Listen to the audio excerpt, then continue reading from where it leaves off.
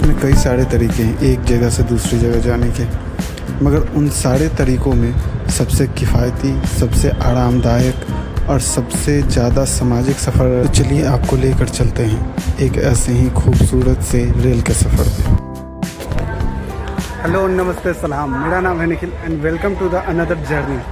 तो अभी मैं हूँ सोनपुर रेलवे स्टेशन पर और यहाँ से मैं जर्नी करने वाला हूँ बाघ एक्सप्रेस में। जर्नी पूरी एंड तक नहीं होगी, काठगोदाम तक मैं नहीं जाऊँगा। इससे पहले मैंने जर्नी किया हुआ है इस ट्रेन से काठगोदाम तक के। तो अभी मैं जर्नी करूँगा सोनपुर से आपको गोरखपुर तक। तो और इस जर्नी में मैं आपको दिखाऊँगा कि ट्रेन की कोचेज़ कैसी है, इस ट्रेन में आपकी जर्नी कैसे होने वाली है। तो चलिए सफ़र की शुरुआत करते हैं। तो हमारी ट्रेन आ चुकी थी और हम सफ़र की शुरुआत करने के लिए तैयार थे।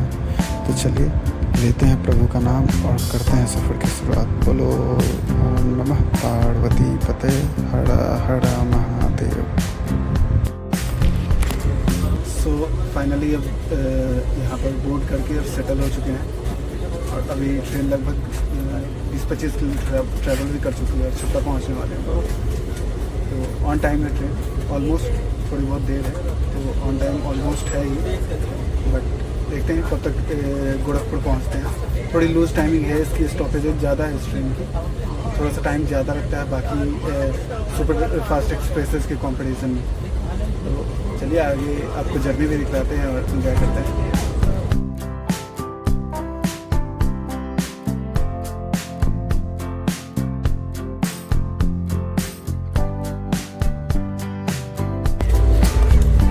ट्रेन ऑलमोस्ट अभी छपरा एंटर कर चुकी है और छपरा पहुंचने ही वाले हैं लोग।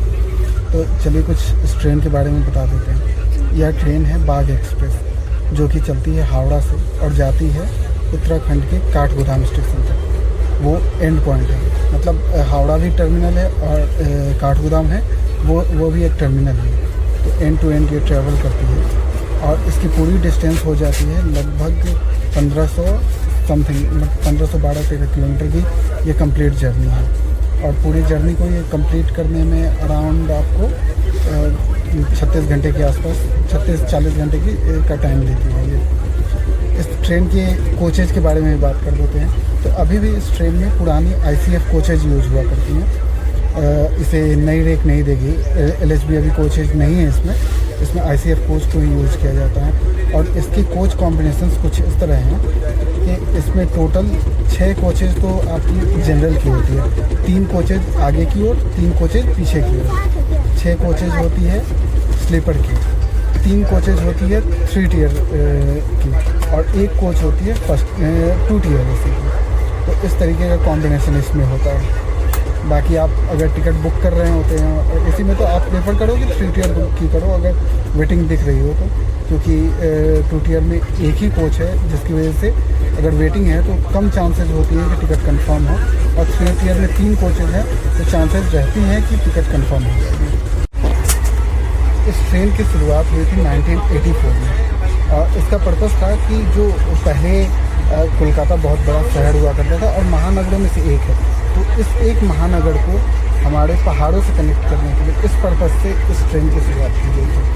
इस ट्रेन का नंबर है 13019 13020, मतलब 1319, जो कि हावड़ा से काठगोदाम को जाती है और जो काठगोदाम से हावड़ा को आती है उसका नंबर है 13020। अगर हम इस ट्रेन की मैक्सिमम स्पीड की बात करें तो इस ट्रेन की मैक्सिमम स्पीड है 110 किलोमीटर पर आवर की, क्योंकि ये ICF कोचेज है, LHB नहीं है, तो इसे 130 नहीं किया गया है, ये 110 पे ही अभी है। और अगर इसकी एवरेज स्पीड पे आ जाए हम लोग तो वो अराउंड 45-50 किलोमीटर पर आवर की हो जाती है। तो टाइमिंग थोड़ी लूज़ है, ICF कोचेज है जिसकी वजह से इसे उतनी तेज़ स्पीड में भगा नहीं सकते। 110 की इसकी मैक्सिमम स्पीड रखी गई है। स्टॉपेजेज ज़्यादा है जिसकी वजह से इसकी एवरेज टाइम जो है वो काफ़ी ज़्यादा गिर जाती है। चलिए बात कर लेते हैं कि अगर आप किसी 3 टियर में जर्नी कर रहे हैं, उसकी टिकट बुक करते हैं, तो आपके टिकट में क्या क्या इंक्लूडेड होता है। उसमें आपकी जर्नी के साथ साथ इंक्लूडेड होता है बेडिंग चार्जेस, जो कि आपको जब आप जर्नी कर रहे होते तो आपको एक बेडरोल प्रोवाइड किया जाता है, जिसमें 2 बेडशीट होती है, एक पिलो कवर, एक पिलो, एक टॉवेल और एक ब्लैंकेट इंक्लूडेड होता है। तो ये चार्जेस आपकी टिकट में ही इंक्लूडेड होती है, इसकी अलग से कोई भी चार्ज नहीं देनी होती। शायद दुरंतो में मैंने एक बार ट्रैवल किया था, तो उस वक्त मैंने ये एक्सपीरियंस किया कि अगर मैं टिकट बुक कर रहा हूँ तो विदाउट बेडरोल भी कर सकता हूँ। उसके अलावा कई सारी प्रीमियम ट्रेनें हैं और बाकी ट्रेनें जैसे कि राजधानी, शताब्दी, वंदे भारत, दुरंतो, इन सब में आपको कैटरिंग चार्जेस भी इंक्लूड की जाती हैं। अब एक्सक्लूड करके भी आप टिकट बुक कर सकते हो।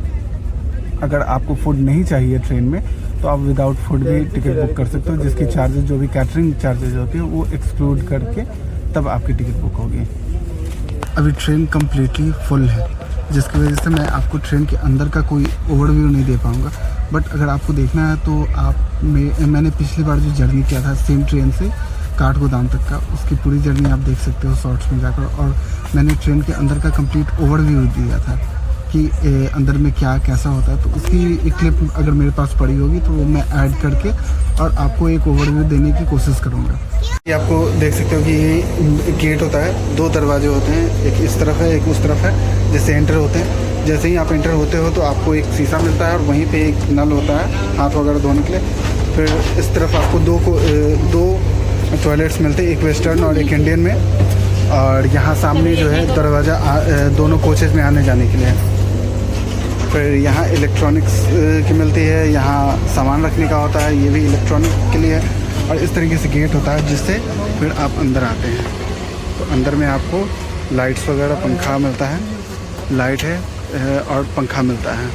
और ऊपर में ही इसकी एसी वेंट होती है। इस ट्रेन के 3 टियर की कॉम्बिनेशन कुछ इस तरीके से 3-3 सीट के कॉम्बिनेशन में होती है। सामने एक खिड़की मिलता है बाहर देखने के लिए, उस पर एक कर्टन लगा होता है ताकि आप उसे ब्लाइंड फोल्ड कर सको। बीच में एक ट्रे मिलता है जो कि आप उस पर खाना या पानी वगैरह रख सको। सामने मल्टीपल स्विच मिलते हैं कंट्रोल के लिए, लाइट, फ़ैन और फिर सीट का नंबर जो बताने वाला लाइट होता है उसके लिए। और फिर आपको हर सीट के लिए अलग अलग चार्जिंग सॉकेट्स मिल जाते हैं।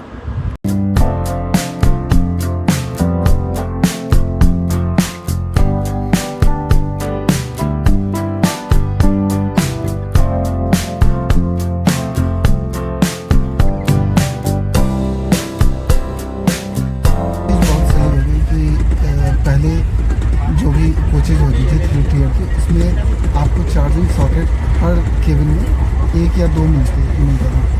बट उसे अभी सारी नई जो LHB कोचेज हैं उनमें तो काफ़ी स्टैंडर्ड सॉकेट दिया जा रहा है, जिसमें टाइप C, USB और प्लग, इन सारी चीज़ें सारी फैसिलिटीज़ दी जा रही हैं। बट जो पुरानी ICF कोचेज थी उनमें वही स्टैंडर्ड जो आपको प्लग आता था वो भी 1 या 2 होती थी। बट अभी उसको अपग्रेड करके और सारी कोचेज में फिर से उसे सेटअप किया गया है, जिसकी वजह से हर सीट के लिए आपको अब चार्जिंग सॉकेट अवेलेबल है। इवन जो दोनों साइड जो सामने वाली बर्थ होती थी उसके लिए भी 2-2 चार्जिंग सॉकेट, नीचे वाले के लिए अलग, ऊपर वाले के लिए अलग। पहले होता था कि वो नीचे वाले के लिए अलग, नीचे और दोनों के लिए, ऊपर के लिए एक ही होता था, तो काफ़ी परेशानी होती थी पैसेंजर्स को। बट अब दोनों के लिए दे दिया गया है।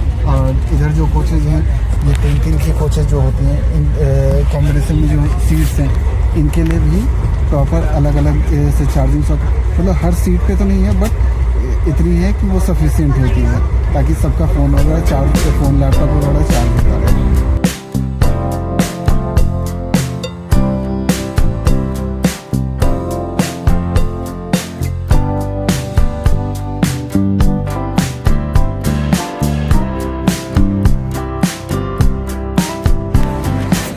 तो अभी इकमा में ट्रेन रुकी हुई है, यहाँ पे अभी पहुँचे हैं। अभी जस्ट किसी ट्रेन की क्रॉसिंग थी, शायद वैशाली रही होगी, जिसे क्रॉसिंग दिया गया है यहाँ पे और इसे आगे निकाला गया क्योंकि इसकी स्टॉपेजेज ज़्यादा है, लूज टाइमिंग है।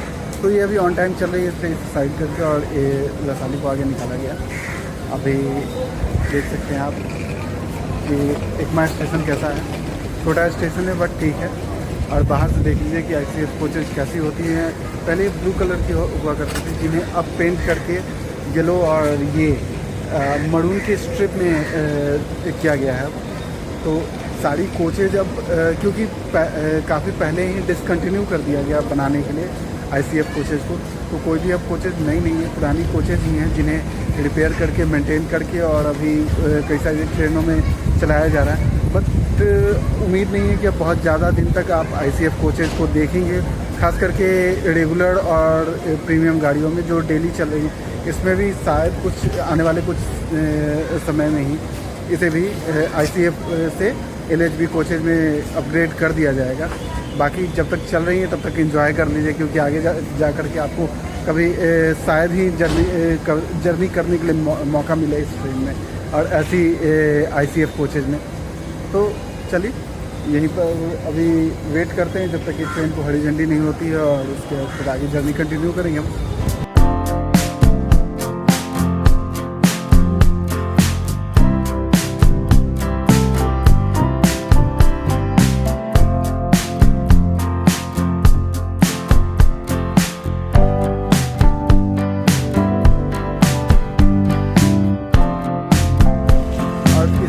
ट्रेन चैनवा पहुंच चुकी है। अब चैनवा पहुंच के मेरे पास 2-4 मिनट का वक्त है अभी यहाँ पर, तो मैं बता देता हूँ आपको कुछ खास बातें इस ट्रेन के बारे में। सबसे पहले ये कि यह 1500 से ज़्यादा के किलोमीटर की डिस्टेंस कवर करती है। 36 घंटे से ज़्यादा तक के सफ़र में रहती है। फिर भी यह ट्रेन डेली कोलकाता से हावड़ा से आपको काठगोदाम के लिए चलती है। अगर आपको पटना या उसके आसपास के एरिया से डायरेक्ट काठगोदाम जाना है तो यह इकलौती ट्रेन है जो आपको डायरेक्ट लेकर जाएगी। अदरवाइज़ आपको किसी और ट्रेन से वाया करके जाना पड़ेगा, जैसे आपको बरेली जाना होगा या फिर न्यू दिल्ली जाना होगा या कहीं और जाकर फिर वहाँ से दूसरी ट्रेन लेकर के ही आप जा सकते हो। यह इकलौती ट्रेन है जो आपको डायरेक्ट लेकर जाती है। तीसरी खास बात यह इतने लंबे सफ़र को तय करती है, फिर भी यह ट्रेन बहुत ही ज़्यादा साफ़ सुथरी आपको मिलेगी। बाकियों के कंपैरिजन में यह ट्रेन बहुत ही साफ़ होती है। आप मैंने लास्ट मंथ ही पूरी जर्नी की थी, उसमें मैंने कवर किया था, तो आप शॉर्ट्स में जाकर देख सकते हैं वहाँ पर। तो पूरी ट्रेन साफ़ थी।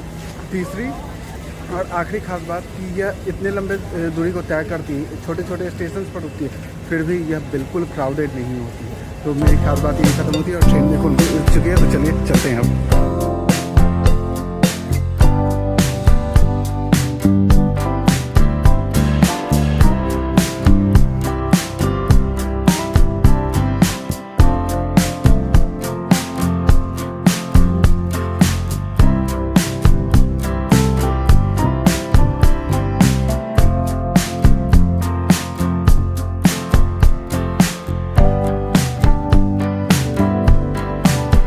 इसी के साथ चौड़ी चौड़ा पहुंच गए हैं और इसके बस अगला स्टेशन ही है हमारा गोरखपुर, और सिग्नल भी हो गई है ट्रेन को।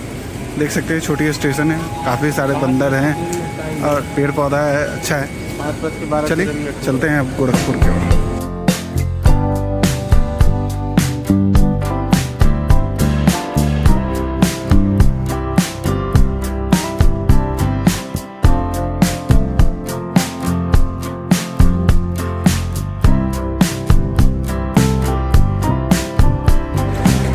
फाइनली अब पहुंच चुके हैं गोरखपुर, और आप देख सकते हैं समझ में आ ही गया होगा कि गोरखपुर आ चुके हैं। तो यहीं हमारी जर्नी एंड होती है, और अब यहाँ से हम रैपिडो लेंगे और जहाँ मुझे स्टे करना है वहाँ पे हम जाते हैं। यह मेरा फेवरेट स्टेशन है, one of the favourite station है, क्योंकि यहाँ पर ना बहुत खुला खुला फील होता है। आप देख सकते हैं कि ये रहा रोड और ये रहा प्लेटफॉर्म, और वहाँ सामने ट्रेन है। आप ट्रेन से उतरो और सीधे यहाँ पर आप रोड पे आ जाओ और यहाँ से अपनी गाड़ी पकड़ो और निकल जाओ। तो चलिए आज के ब्लॉग को यहीं समाप्त करते हैं और मिलते हैं आपसे अगले ब्लॉग में। तब तक के लिए नमस्कार, टेक केयर, बाय बाय।